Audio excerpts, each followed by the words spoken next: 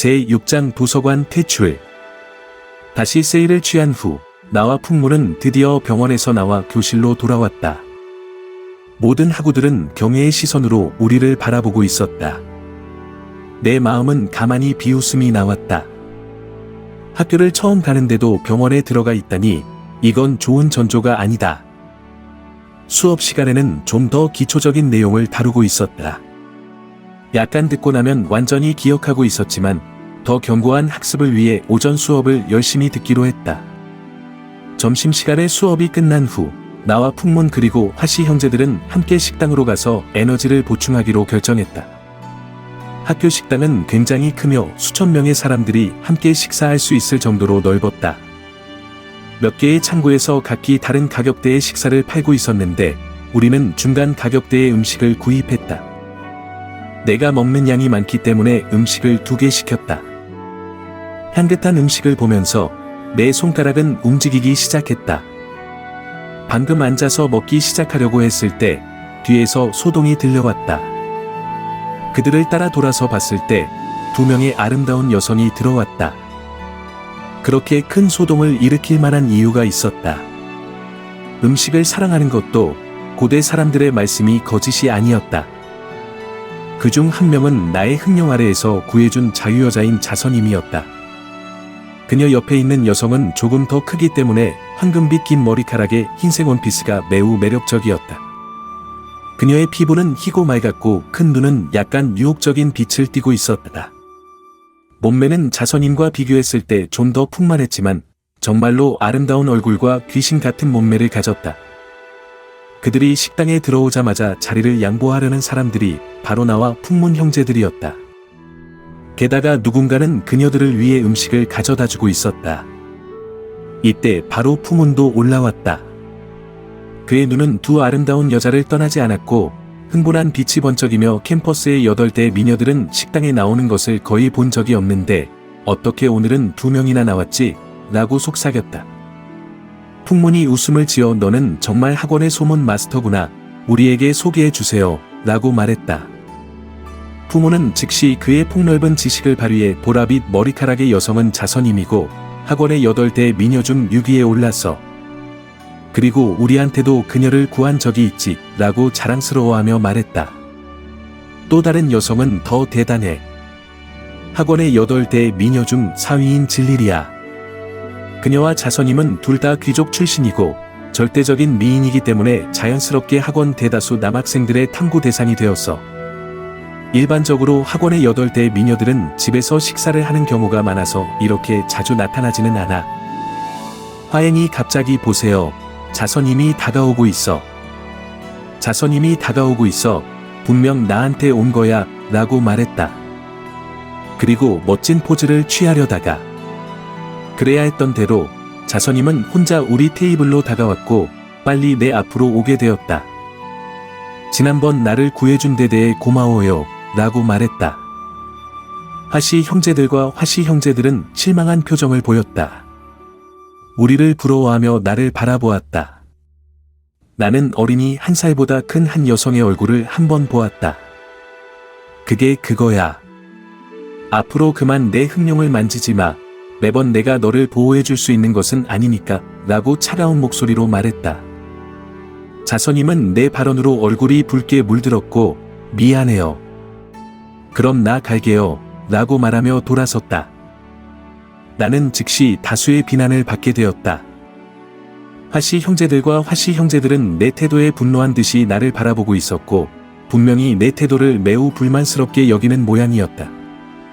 풍우는 레이언, 어떻게 아름다운 여성을 그렇게 대하냐? 사람이 제대로 감사하러 왔는데 당신은 좀 더 예의를 갖출 수 없었나요? 라고 말했다. 나는 차가운 눈으로 그를 흘끗 보고 내 태도가 어떻다고? 그녀를 어떻게 달래야 하냐? 그녀를 안도시켜 주러 가야 하나? 가려면 가. 라고 말했다. 내가 어떤 학원의 몇 대 미녀들이란 것에는 상관없다.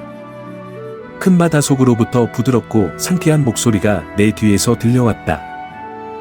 내가 뭐 하는 줄 아는지 자선임에게 사과하는 것이 어떨까? 여성에게 이렇게 험악하게 대하면 안 돼. 자네는 뭔가 남들에게 가르치고 싶은 건가? 나는 미간을 찡그려 그 소리가 나는 방향을 쏘아봤다. 누가 나에게 이야기하는지 조심스럽게 살펴보니 바로 그 진릴이었다. 화가 나며 내게 다가오는 모습처럼 보였다. 자선인이 그녀를 붙잡고 계속해서 말했다. 이미 되었으니까 되었어요. 그를 탓하지 말아요. 나는 차가운 웃음을 내뱉으며 어찌됐든 짜증을 내면 가는 상처를 입어 주름이 생길 테니 조심하게 생활하렴.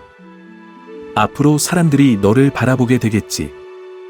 제대로 사과해야 해. 진리리아는 항상 모두에게 아끼는 보물로 여겨져 왔으므로 가정에서든 학원에서든 사람들에게 지켜지고 있었다. 하지만 이렇게 모욕적인 대우를 당한 적이 없었고 밝은 피부는 분노로 빨갛게 달아올랐고 푸른 빛이 번쩍일 정도로 큰 소리로 말했다. 누가 나를 도와서 그를 교훈을 주겠어? 갑작스레 식당 안이 소란하게 되었고 모든 사람들은 흥분하며 다가오려고 했다. 화선이 말했다. 내샹, 우리가 도와주지 않는 게 아니야. 누가 그렇게 민망하게 만들게 했니? 선생님을 찾아가야 해. 버티도록 해야 돼. 그런 다음 4명이 사라져버렸다. 내 마음속에서 차가운 웃음이 나왔다. 이것이 친구라는 거구나. 큰 고난이 올 때 각자 날아가 버린다. 정말로 정의로운 마음이 없다. 나는 즉시 일어났다. 큰 키에 담대한 얼굴이 어울려져 나를 통제할 수 없는 지배적인 분위기를 드러냈다. 나는 차가운 눈으로 주변에 있는 남자들을 쳐다봤다. 죽고 싶은 거라면 한꺼번에 올라와 봐. 여자들은 모두 화수분이야. 나의 냉정한 모습은 진리리아를 놀라게 했고 내 안에서 이상한 감정이 끌어올랐다. 나는 대부분이 귀족인 것을 알 수 있었다. 모두 화려한 옷을 입고 있었다. 나를 교훈하려고 했던 화렌이 먼저 뛰쳐나와 입을 찡그려 말했다. 이 애가 자선이라는 여동생을 모욕한 놈이야. 다 같이 가서 이 녀석을 때려 죽여버리자. 그리고 한 주먹을 내미기 시작했다. 정말로 조금은 투지를 띈 듯했다. 분명히 이곳에서 3년을 공부한 것이 헛수고는 아니었다. 그의 높은 목소리로 하소연하는 얼굴을 보며 나는 정말로 혐오스럽게 느껴졌다. 그의 주먹을 붙잡고 당당하게 말했다. 어떻게 3학년이 됐는지 모르겠군. 오늘은 너희 귀족들, 사람을 괴롭히는 거 밖에 못하는 너희들을 가르치겠어. 내 말로 많은 일반 학생들이 나에 대한 혐오감이 크게 줄어들었다. 평소에 이 귀족들의 괴롭힘을 받던 대부분은 노골적인 분노로 말하지 않았다. 나는 힘을 주고 그의 손목을 휘둘렀다. 크르른 소리와 함께 화렌의 오른팔이 고리를 풀려나갔고 동시에 내 발로 그를 내쫓았다. 화렌은 나무 테이블 하나를 부숴서 파편 속에서 아파하며 소리쳤다. 내가 예상치 못한 것은 그의 3학년이 이렇게 무능했다는 것이었다. 풍운들보다 실력이 떨어진다. 나는 그들이 이 학교에 오는 이유가 결국은 자신의 미래에 저울질하는 가치를 추가하기 위해서일 뿐 몇몇은 진정으로 연마하는 것이 아니라 집안의 영향력을 이용해 학교에서 선을 굽히며 군림하고 있을 뿐이라는 것을 알지 못했다. 귀족들은 화렌을 내가 치려는 것을 보자마자 통일된 듯한 분노와 함께 내게 달려들었다. 그들 중에서 나에게 위협이 되는 몇몇은 있지만 대부분은 초보자들이었다. 평소에 지시하는 것은 할 수 있지만 실력은 훨씬 부족했다. 내게 위협이 되는 사람은 3명이었고 그들은 얼굴을 어둡게 하고 무언지 말을 해 나를 공격했다. 곧 내가 3번의 주먹과 2번의 발차기를 입었다. 상처를 입지는 않았지만 그들의 강력한 힘으로 인해 힘들게 느껴졌다. 주변의 탁자와 의자는 우리의 투기로 인해 어지럽혀져 많이 파손되었다. 그 중에서 가장 건장한 한 명이 크게 소리쳤다. 너희 쓰레기들, 진짜 우리 귀족의 체면을 거지같이 했구나. 다 밖으로 물러나. 우리가 그를 다룰 테니까. 페인 귀족들은 이미 7, 8명이 내 앞에 엎드려 있었다. 들은 내가 손을 놓았다면 피부를 벗겨버릴 정도로 큰 상처를 입어야 했을 것이다. 이들의 말에 대한 즉각적인 사면을 받아들여 모두 한 곳으로 뛰어가서 현장을 구경하는 데 몰두했다. 그리고 나를 둘러싼 가장 강한 3명만이 남아 있었다. 나는 어둠의 힘과 천내의 무운을 극한 상태로 사용하였다. 가로막히지 않는 사람 없이 그들은 동시에 큰 소리로 외쳐 나를 향해 달려왔다. 나는 급히 미친 번개의 13천권을 펼쳤다. 미친 번개의 13천권은 전장에서 뛰어난 효과를 가진 권법이 맞다. 하지만 이런 고수들에게는 크게 효과적이지 않다. 아예 그들에게 다가갈 수 없었다. 가장 건장한 한 명이 주먹을 내지려고 다가왔고 나 역시 그와 마주치기 위해 주먹을 날렸다.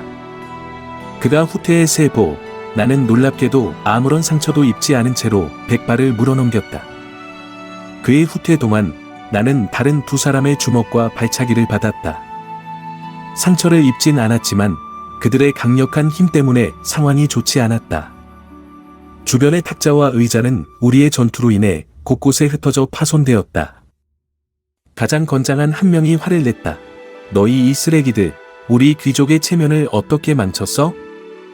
다 비켜, 우리가 그를 정리해 줄 테니까. 상대방은 마치 무기부의 사람들인 것 같아 완전히 검기로 날 부르고 있었다. 나는 이쪽을 챙길 여유가 없었고 피마저 내 입모습을 따라 흘러내렸지만 나는 여전히 간인하게 가운데에 서 있었고 그들의 공격을 최대한으로 저지하려 애썼다. 조금 마른 귀족이 비웃으며 말했다. 기껏해야 무림부뿐이잖아, 새끼야. 할아버지한테 머리 3번 땅에 두드리고 저주받지 않게 해주지. 세 귀족이 동시에 크게 웃음을 터뜨렸다. 실력 차이는 분명했다. 이 몇몇 비도덕한 녀석들에게 진정으로 지고 말까? 광화.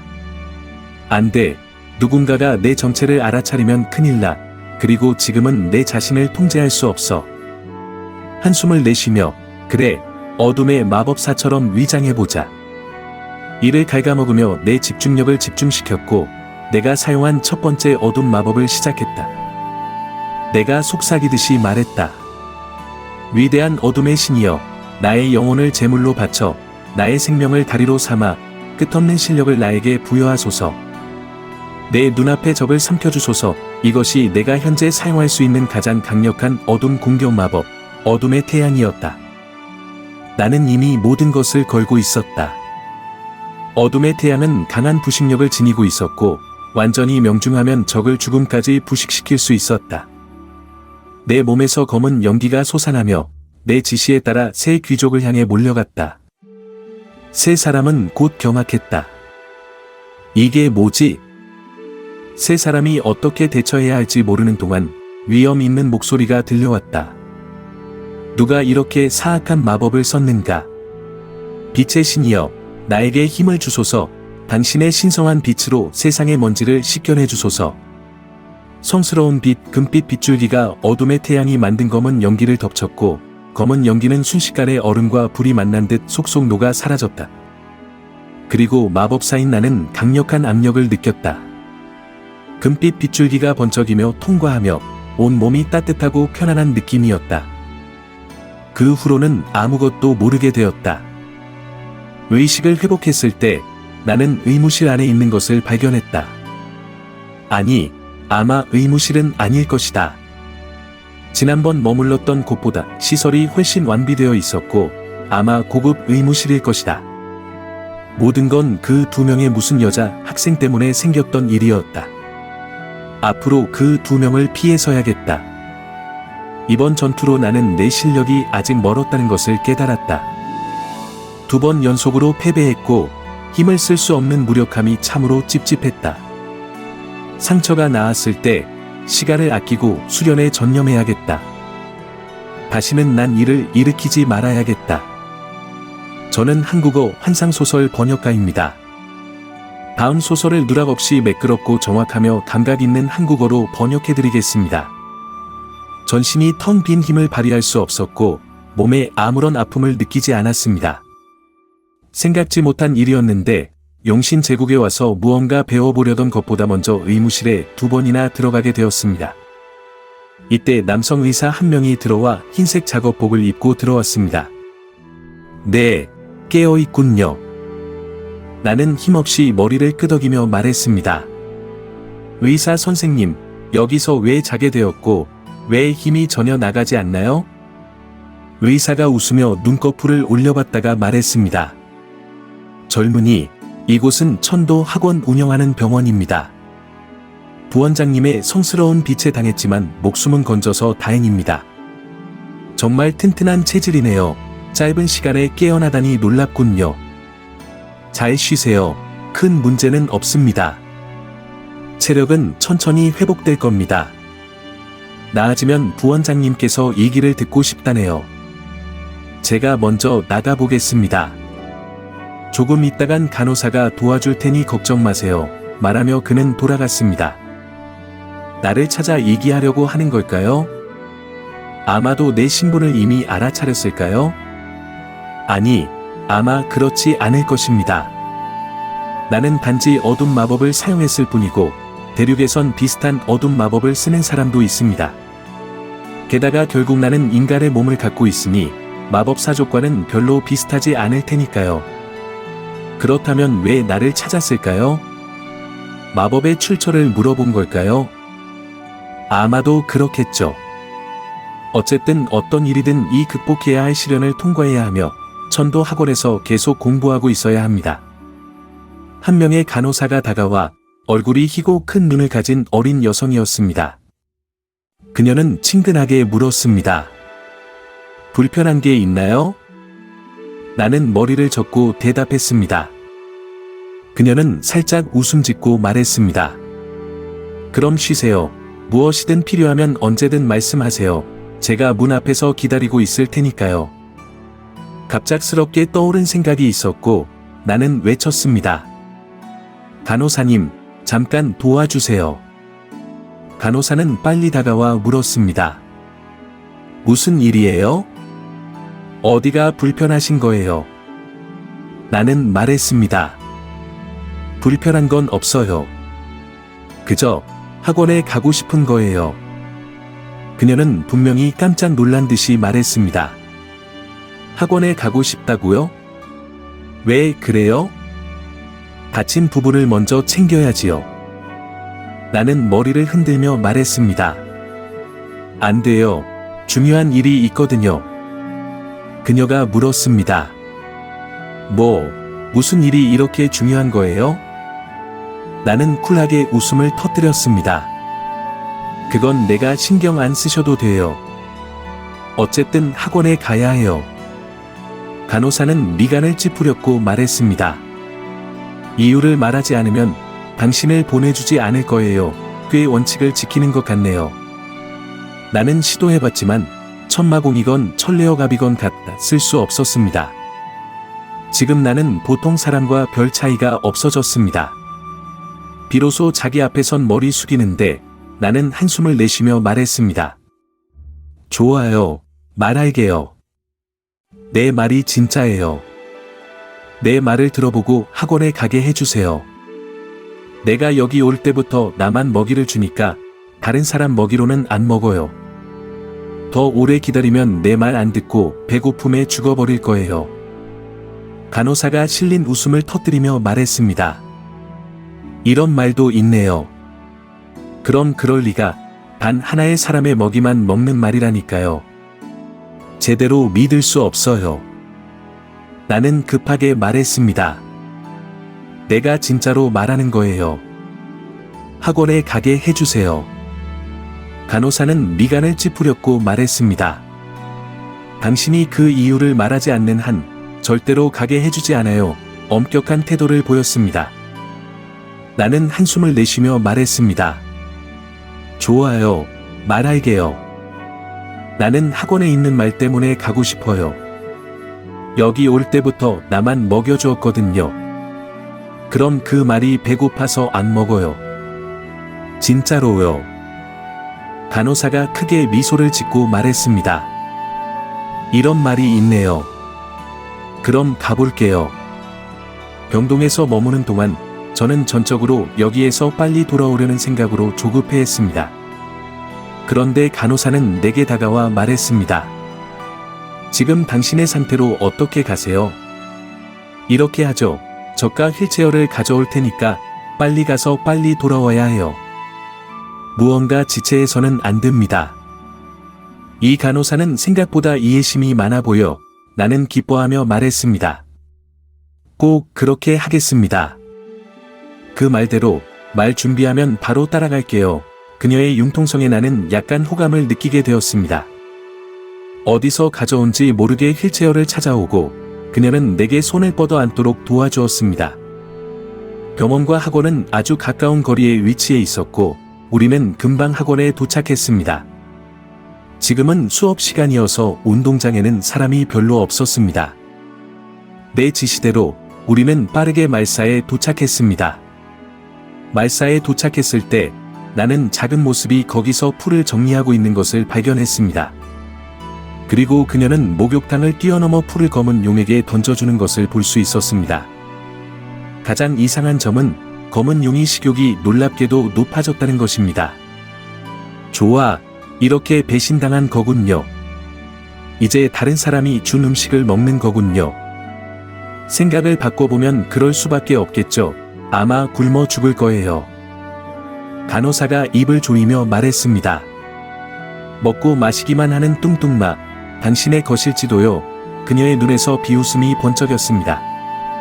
그녀가 검은 용을 뚱뚱마라고 불렀는데 저는 웃음이 나오게 됐습니다.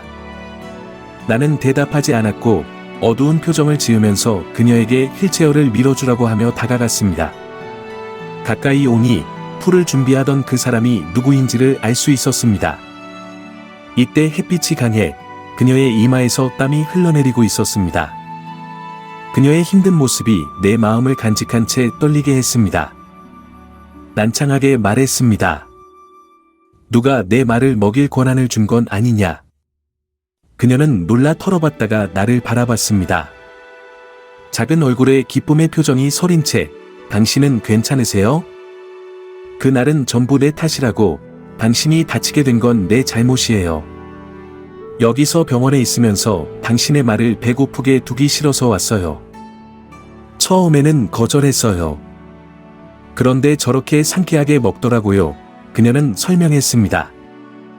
나는 그녀가 손에 들고 있는 풀을 가져다 검은 용에게 줬고 검은 용이 나를 보고 기뻐해 몇 번 울부짖었습니다. 간호사가 말했습니다.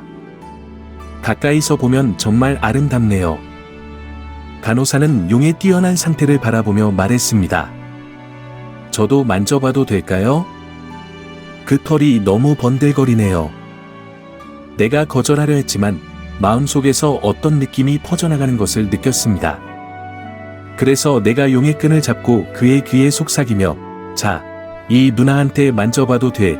그녀에게 해를 끼칠 의도가 없어. 그냥 마음이 너무 고운 거야. 그리고 간호사를 향해 머리를 끄덕였습니다. 간호사는 기쁘게 용의 큰 머리를 가볍게 쓰다듬었습니다. 용은 반항하지 않았지만 눈빛의 경계감이 느껴졌습니다. 이미 저는 여기에 있어서 참을 수 없는 기분이 들었습니다. 겨울처럼 차가워진 내 마음이 어떤 변화를 일으켰나요? 그래도 나는 마음을 누그러뜨리며 잠시 기다려주세요. 나는 그녀에게 말했습니다. 그녀는 머리를 돌려 웃어봤습니다. 무슨 일이에요? 이제 당신이 돌아왔으니까 앞으로는 말을 먹일 필요가 없겠네요. 나는 그녀를 깊게 바라보며 말했습니다. 당신이 검은 용을 먹이러 와줘서 감사해요. 내 태도 변화에 그녀는 조금 놀란 것 같은 기색을 보이면서 눈에 기쁨의 빛을 띤 채 작은 목소리로 말했습니다. 괜찮아요. 그게 내 덕이었어요. 그렇게 기다려야 했던 게 저라면 똑같을 거예요. 어쨌든 그녀도 당신을 먹일 수 있게 허락한 거니까 이번엔 몇 일 동안 당신의 말을 먹이게 도와주실 수 있을까요? 아직 다 나았지 않아서 몇 주 동안은 병원에 있어야 할 것 같아요. 검은 용, 이 분도 친구니까 그녀를 다치게 하면 안 돼요. 나는 검은 용에게 말했습니다. 그 뒤로 그녀는 저쪽으로 걸어가 조심스럽게 용을 쓰다듬어 보려 시도했고 그녀의 기쁜 모습을 보면서 나도 마음속에 따뜻함이 솟아올랐습니다. 나는 간호사에게 돌아서 말했습니다. 돌아갑시다. 그녀는 간호사에게 인사하며 머리를 숙였습니다. 이 분을 잘 부탁드려요. 어쨌든 저한테도 맡겨주시라고요. 간호사는 살짝 미소를 지으며 말했습니다. 이 분을 정말 신경 쓰시네요. 걱정 마세요. 이건 제 일입니다. 그녀의 모습을 보고 내 마음엔 퍼져나가는 고요한 파동이 퍼졌습니다. 병원으로 돌아가는 길에 간호사는 끊임없이 나에게 자기를 어떻게 생각해라며 그리고 나와 그녀가 여자친구인지 물어보았습니다. 나는 짜증이 났지만 그녀를 경박하게 쳐다봐도 효과가 없었습니다. 그녀의 질문에 괴롭혀진 결과 어쩔 수 없이 말했습니다. 그녀는 나보다 한 학년 위의 학생이에요. 나가 학교에 처음 왔을 때 그녀가 검은 용을 만지려다가 검은 용에게 눌려 죽을 뻔했어요. 나는 한 번 그녀를 구해준 적 있을 뿐이에요. 간호사가 말했습니다. 그럼 왜 그녀가 당신이 이번에 다쳤다고 했어요? 너무 신경 쓰지 말고 조용히 좀 있어주겠니? 나는 불쾌하게 말했습니다. 간호사는 어둠이 깊어지며 나를 돌아서 조용한 목소리로 병원으로 데려가기 시작했습니다. 아마 다치기 때문일 것입니다. 내 마음이 매우 부드러워져 그녀의 모습을 보면서 거무튀게 느껴졌습니다. 그래서 나는 그녀에게 다친 경험을 솔직하게 말해줬습니다. 간호사가 웃으며 말했습니다. 봐, 이 세상은 정말 이상한 곳이야. 이 소녀인 눈에 너에게 마음이 가나봐. 나는 미간을 찡그렸다. 왜 이렇게 많은 질문을 하냐? 너희 병원 간호사들 다 이런 식으로 환자를 조사하는 거야? 간호사는 눈이 어둡게 깜빡였고 조용한 목소리로 나를 뒤로 돌려다 병원 쪽으로 향하게 했습니다. 아마도 상처 때문일 거라고 생각되었습니다. 나의 마음은 굉장히 약해졌고 그녀의 행동이 조금 속상해 보였기 때문에 나는 내 이야기를 그녀에게 말해주었습니다. 혹시 이것 때문에 그 소녀가 당신에게 마음을 두었나 보다. 나는 어깨를 으쓱하며 말했습니다. 왜 너희들은 다 이렇게 시끄럽게 하냐? 잠깐만 조용히 좀 있어줄래? 결국 병원에 돌아왔습니다. 그녀에게 말했습니다. 내가 쉬어야겠어. 너는 내 할 일을 해. 뭔 일 있으면 부를 테니까 말하고 눈을 감았고 그녀를 더 이상 신경 쓰지 않기로 결정했습니다. 이 자꾸만 말을 늘어놓는 파리로부터 탈출할 수 있게 되어 기뻤습니다. 그런 식으로 나는 병원에서 또 8일 동안을 보냈고 내 기술은 거의 회복되었습니다. 이 8일 동안 간호사는 매일 나와 함께 있었고 나와 대화를 나누었습니다. 그녀가 귀찮다고 생각했지만 내 어두운 마음은 그녀에게 펼쳐졌습니다. 점차적으로 더 열린 마음으로 그녀와 대화하길 기대하게 되었습니다. 이러한 치유 과정을 거쳐 내 상처는 완전히 치유되었습니다. 나는 학교로 돌아가야 했고 이번에 간호사와 만남을 떠나야 했습니다. 이별하는 순간은 약간 아쉬웠습니다. 퇴원하는 날 그녀는 항상 나를 병원 문까지 보내주며 붉은 눈으로 말했습니다. 미래의 나를 기억해 주겠니? 나는 고개를 끄덕이고 대답하지 않았습니다. 그녀가 말했습니다. 내 이름은 클란이에요. 꼭 나를 찾아와 줘요. 나는 가벼운 한숨을 내쉬며 말했습니다. 내 이름은 네이샤오. 시간이 되면 가보겠지요. 그렇게 말하고 나는 병원을 떠났습니다. 나는 자강이 내려온 것 같았습니다. 이 여자들, 그들은 아름다움과 부드러움으로 가득 차 있었습니다. 나는 조용한 마음을 풀어주며 더 열린 마음으로 그들을 받아들일 수 있게 되었습니다. 교실로 들어가니 누구도 나에게 말을 걸지 않았습니다. 그렇다면 내가 그들에게 신경을 쓰지 않아도 되는군요. 나는 내 자리로 갔고 옆에 앉은 화행이 말했습니다. 네이샤오, 나았어? 나는 고개를 끄덕였습니다. 그때 진짜 죄송해요. 하지만 우리는 정말로 후속 부대를 부른 거야. 부국장도 초대했어. 나는 씁쓸하게 웃으며 말했습니다. 너한테 무리한 부탁을 했어. 부국장이 그냥 날 병원까지 정렬한 것뿐이야. 화해는 수줍게 웃으며 말했습니다. 아, 정말 미안해요. 하지만 당신은 우리 평민들을 위해 입을 놓았잖아요. 지금은 1학년 신입생들이 당신을 우상으로 여기는 거 알지? 나는 주변을 둘러봤고 말했습니다. 내가 잘 모르겠어. 그들은 날 보고 인사도 안 하니까 우상이라니. 화행이 작은 목소리로 말했습니다. 당신은 모르겠겠지만 마지막으로 귀족들한테서 때려박은 후로 그들은 당신에게 복수하겠다고 맹세했어요. 동기들은 아마도 당신 때문에 연루되기를 두려워해서 당신과 얘기하지 않는 걸까요? 오, 그럴 리야. 나는 이제야 깨달았습니다. 보아하니 저 끈질기던 귀족들은 아직도 나를 놓아주지 않겠군요. 내가 그들을 놓아주지 않을 테니까요. 이때 담임교사인 장 선생님이 들어왔습니다. 그녀는 나를 한눈에 알아봤습니다. 동기들, 잠시 스스로 공부하러 가십시오. 네이샤오, 잠시 나와주세요. 아마 지난 일 때문일 것입니다. 나는 장 선생님을 따라 나갔습니다. 그녀는 나를 복도로 데려갔고 비난스러운 표정을 띠며 말했습니다. 너무나도 너는 몇 일 동안 학교에 와서 그런데 의료실과 병원까지 다녀왔다. 너 저번에 검은 마법을 사용했다고 했잖아. 마법을 모르는 척 하는 거 아니었어? 나는 머리를 쓰다듬었다. 대륙에서 검은 마법은 사악한 것이라고 하잖아요. 다들 나를 오해할까 봐서 말하지 않았어요. 그날 귀족들과 싸울 때 어쩔 수 없이 사용했어요. 장 선생님은 한숨을 내쉬며 말했습니다. 괜찮아요. 신경 쓰지 마세요. 나한테 설명할 필요 없어요.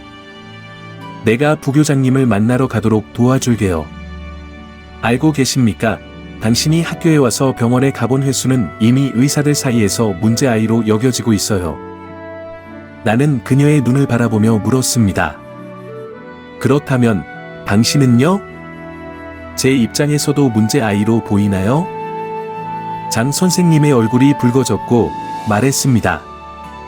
물론 아니에요. 당신은 내 학생이니까요. 어떻게 그렇게 보게 될까요? 게다가 그 2번은 다 당신의 잘못이 아니었어요. 나는 약간 미소를 짓고 말했습니다. 당신만 그런 식으로 보지 않으면 돼요. 다른 사람들이 뭐라고 하든 상관없어요. 그럼 가요. 부교장님을 만나러 가볼게요. 장 선생님이 말했습니다. 이번에 당신이 웃는 모습을 처음 봤어요. 젊은 사람들은 자주 웃음을 유지해야, 그렇지 않으면 빨리 나이 들어요. 말하고서는 돌아서서 길을 안내했습니다. 그녀의 말이 나에게 와닿았는데 아마 내 모습이 지금 이렇게 나쁘진 않을까요? 나는 장 선생님을 따라가며 계속해서 꼭대기층에 도착했습니다. 그곳은 학원 지도자들의 고급 사무실이었습니다. 그녀가 나를 문 앞으로 데려가며 문을 두드렸습니다. 부교장님, 계십니까? 방 안에서는 저음의 남성 목소리가 들려왔습니다. 들어오세요. 나와 장 선생님은 이 넓은 사무실로 들어갔습니다. 중앙에 있는 사무용 책상 뒤에 흰 머리카락을 가진 노인 마법사가 앉아 있었습니다. 우리가 들어오자마자 그는 말했습니다. 앉아. 너는 지난번 검은 마법을 사용한 그 학생이 맞지? 내가 말하려 하자 장 선생님이 먼저 말을 가로막았습니다. 부교장님, 지난번은 오해였지요. 부교장님은 손을 들어 그녀의 말을 막았고 말했습니다. 그만해요, 장 선생님. 너 먼저 수업으로 돌아가세요. 그 학생에게 물어보는 건 나한테 맡기면 됩니다. 장 선생님은 좌석에서 일어났고 나가기 전에 나에게 조심스럽게 눈짓을 했습니다. 나는 마음속으로 감사하게 생각했습니다. 장 선생님이 나간 후 부교장님이 나에게 방금 한 질문에 대답하라는 신호를 보냈습니다. 나는 고개를 끄덕이며 말했습니다. 네, 맞습니다. 지난번에 검은 마법을 사용했습니다. 부교장님은 예리한 눈으로 나를 쳐다보며 잠시 후에 말했습니다. 검은 마법이 얼마나 위험한지 아십니까? 한번 실수하면 사람이 죽을 수도 있습니다. 그래도 지난번에 저 때문에 어떤 문제가 발생하지 않았어요. 나는 분노스럽게 말했습니다. 지난번에 그들이 저 많은 사람으로 날 때려 맞았는데 검은 마법을 사용하지 않았다면 아마 제 목숨이 위험했을 것입니다. 저도 저를 지키기 위해서 사용했습니다. 부총장은 웃으며 말했습니다. 너 참 당당한데. 사실 나도 그 귀족 학생들이 학원에서 항상 폭군을 행하다 보니까 무릎 꿇고 있는 민간 학생들을 진탕하곤 해. 하지만 학원도 그만큼 간섭할 수는 없어. 앞으로 그들과 다시 싸우게 되면 내가 어둠 마법을 사용하는 걸 허락하지 않을 거야. 다치게 하거나 죽게 해선 안 돼. 이들은 조금은 교훈을 받아야 하지. 나는 그를 멍하니 바라보며 이게 나한테 싸우라고 충동을 주는 말인가 생각했습니다. 그는 덧붙였습니다. 너의 체력은 아주 튼튼하구나. 지금 어둠 마법을 사용하는 사람은 거의 없다. 마지막 식당에서 그 큰 마법을 사용하고 내가 한 번 맞았는데도 병원에 10일도 안 누웠어. 나는 예상치 못한 상황이어서 그는 내게 그런 말을 해. 나한테 죽어야 할 인간인가 생각했습니다. 너는 누구한테 어둠 마법을 배웠어? 그것이 바로 핵심적인 질문이었습니다. 나는 미리 준비한 대답을 했습니다. 한번 산골짜기에 모험을 갔다가 어둠 마법책을 우연히 주었어요. 그 책에서 배웠죠. 어둠 마법을 익히는 것은 정말 어려워요. 그날 식당에서 처음 써봤는데 그 정도까지 심각한 결과가 나올 줄 몰랐어요. 부총장은 더 파고들지 않았고 그는 좋아. 어떤 이유든지 학원에서 소란을 피우는 건 안 돼. 내 눈에서도 볼 수 있듯 넌 어둠족이 아니라는 걸 알아냈어. 이번 일은 꽤 좋은 교훈이었지. 앞으로 조심해야 해. 이번에 경고를 한 번 받게 돼. 만약 3개월 동안 훌륭한 행동을 보이면 처벌은 철회될 거야.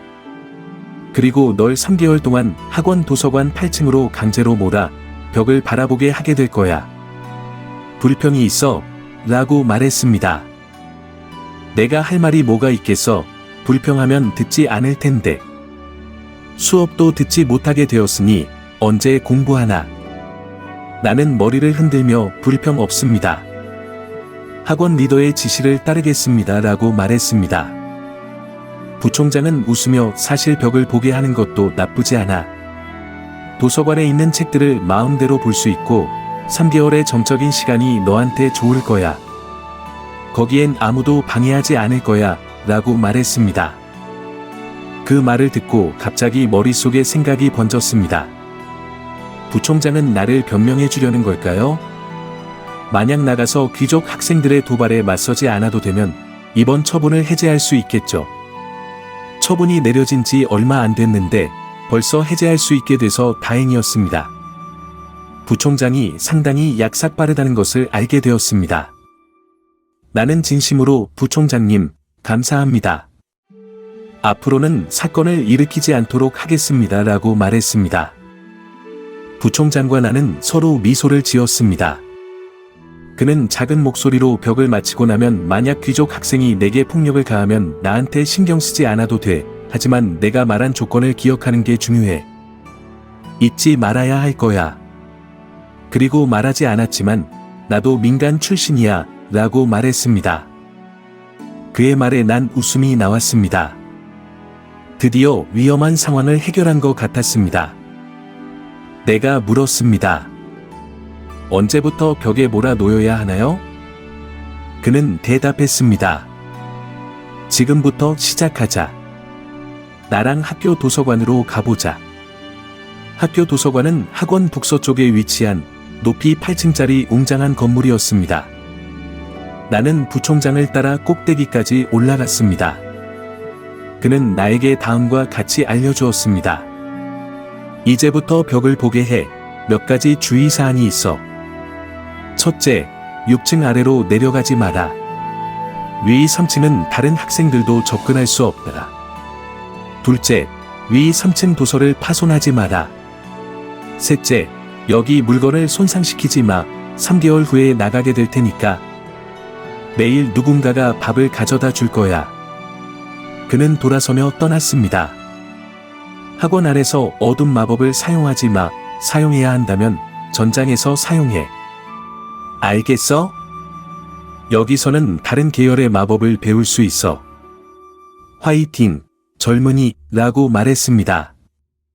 나는 감사합니다, 부총장님. 그리고 2학년의 자석이라는 친구에게 한번 이야기해 주실 수 있을까요? 그녀한테 3개월 동안 말을 건네야 하거든요, 라고 말했습니다. 말도 안 돼, 너 말야? 말씀하겠다. 놀랍게도 내가 말려고 하는 말을 전해줄게, 라고 대답했습니다. 부총장은 떠났고 도서관 8층에는 나 혼자만 남았습니다. 주변을 둘러보니 키 1명 정도 높이의 거대한 책장이 여기저기 놓여 있었습니다. 분류된 책들은 라벨이 붙어 있었습니다. 바닥은 대리석으로 마감되어 있었고 전체 도서관은 매우 고요한 분위기를 갖고 있었습니다. 올라온 도중에 내려보니 6층 아래에 창문이 있었습니다. 그러나 위쪽 층은 완전히 밀폐돼 있었고 바람을 바꾸기 위해 마력석을 사용하고 있었습니다. 이곳에서 격리되는 것도 나쁘지 않았습니다. 이곳의 자료들을 더 수집하면 임무를 완수하는 데 도움이 될 것 같았습니다. 동시에 나의 능력도 향상시키면서 어디서부터 시작할지 고민했습니다. 부총장은 학원에서 어둠 마법을 사용하지 말라 했지만 다른 계열의 마법도 배울 수 있겠죠.